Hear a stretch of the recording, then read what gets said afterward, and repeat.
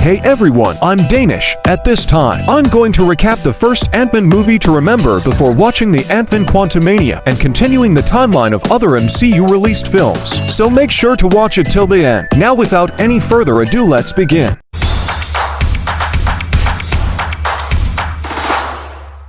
Number 1. When Scott shrinks down in his suit for the first time, there's a plug in the bathtub labeled 1.5 inches to give us a sense of just how small he has become. Number 2. Remember the Stan Lee cameo from The Incredible Hulk, which I still haven't watched in slow motion. Yes, this cameo and this soda Stan Lee was drinking can be seen again in this movie. Number 3. The address on Scott Lang's halfway house is 420, which is literally half of his family's house 840. This small little detail shows just how much effort Marvel puts behind making this movies. Number 4. During the final fight between Yellowjacket and Ant-Man, they both get stuck inside a briefcase, and inside the briefcase was an iPhone. But notice this iPhone has a date of Friday, October 8. Now, the movie takes place in the year 2015, and it was in Friday on October 8 in 2015 it was Thursday, so this is an incorrect date from that year. I'm not complaining, just pointing out that in order for this day to be true the year has to be 2010 or 2021. Now you may ask why would they make such mistake? And the answer is, they didn't. It's another Easter egg because they announced Ant-Man's sequel on October 8, and through this iPhone they were foreshadowing this already. Now this is what I call an amazing attention to detail.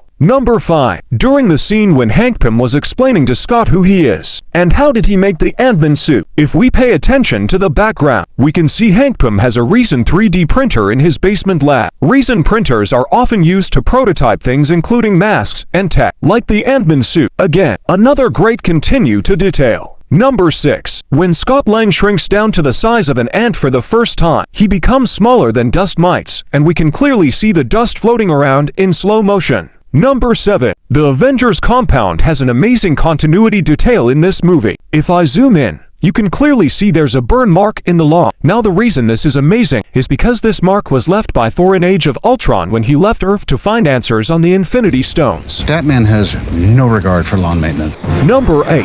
When Scott Lang went to infiltrate the Avengers compound, he had to fight Sam Wilson aka Falcon, but notice Scott used the same move on Falcon to defeat him that Hope once taught him while training.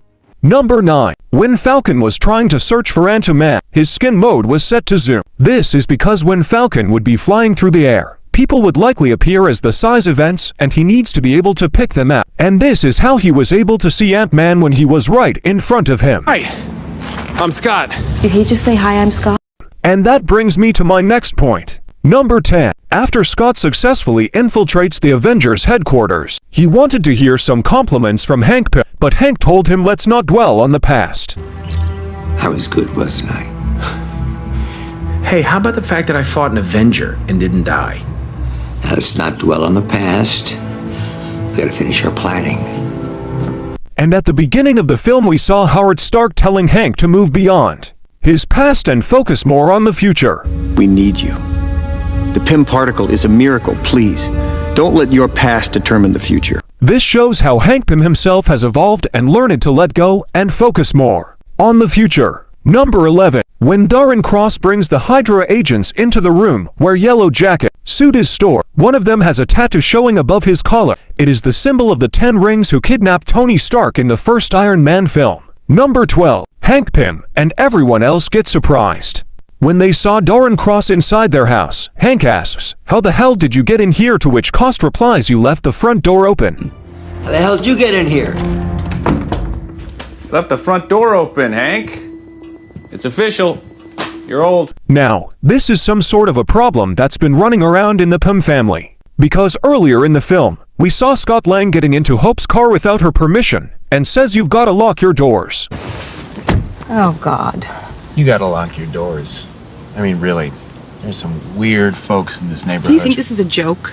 Number 13. This particular scene where Darren Cross visits Hank Pym in his house brings me to another awesome detail. Notice there is a small car in that living room, which seems more like a toy, and that's what I initially thought. But guess what? This is the same car that Hank bribes when he visits Darren's lab at the end of the film. He shrinks it down and keeps it parked literally in his own living room. Now that is an awesome detail. Number 14. During Darren Cross's speech at the beginning of the film, He mentions that the stories of AntMan were simply tales to astonish. AntMan? That's what they called you. Right, Hank? Silly, I know. Propaganda. Tales to astonish.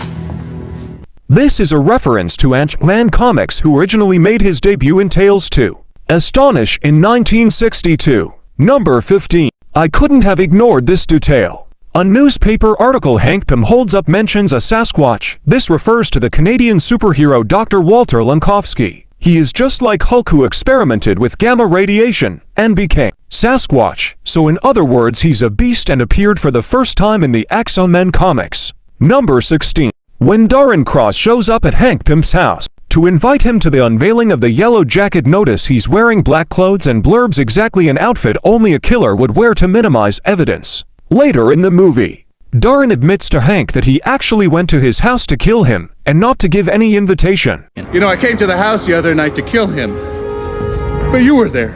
I wasn't ready to kill you then, but I think I am now.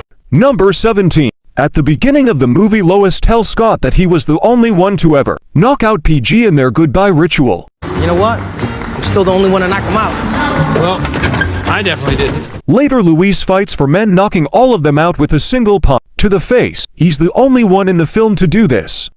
Number 18. Scott used a fake name Jack to work at Baskin Robbins, which is understandable considering he was just released from prison. He then asked his co-worker Darby to take over the register while he speaks to the manager. Jack and Darby are the names of Paul Rudd's children in real life. I immediately caught it because I'm a big fan of Paul Rudd, but then again, who isn't? But I've been his fan ever since I started watching Friends, and I knew the name of his kids. So, when I saw it in this movie, it immediately grabbed my attention. Number 19. When Scott Lang escaped prison with the help of Hank Pym, he was flying through a tram and walked across a newspaper where the headline reads, "Who is to blame for Sokovia?" This is a direct reference to the Battle of Sokovia from Avengers Age of Ultron. Number 20. When AntMan fell on the rooftop of a car, inside the car was this actor. And he's none other than Garrett Morris, who was the first ever actor to portray AntMan in the 1979 Saturday Night Live skit called Superhero Party. Number 21. Towards the final fight in the movie, when approaching his T-pipe, the ends fast and Scott for the ride. Now I know very little about CGI, but I'm sure this extra detail was whole bunch of work for someone. And the reason I'm including this detail is because the VFX department that worked in a movie like this should get the applause they deserve. These are my findings from the first ever AntMan movie, and I hope I was able to give you at least a few new detail through THS video. And if I did, then please grab subscribe button and give me thumbs up and comment down below your favorite details from this movie.